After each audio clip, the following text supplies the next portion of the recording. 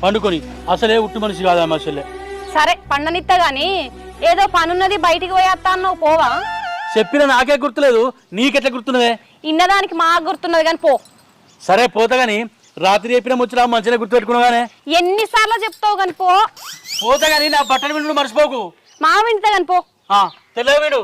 సరే ఆ బట్టల్ని ఎలక బొక్కలలో ఎత్తే ఏ బాధ ఉండపో. నాకు రోజు చంపుతాడు పిండు పిండు అని. ఛీ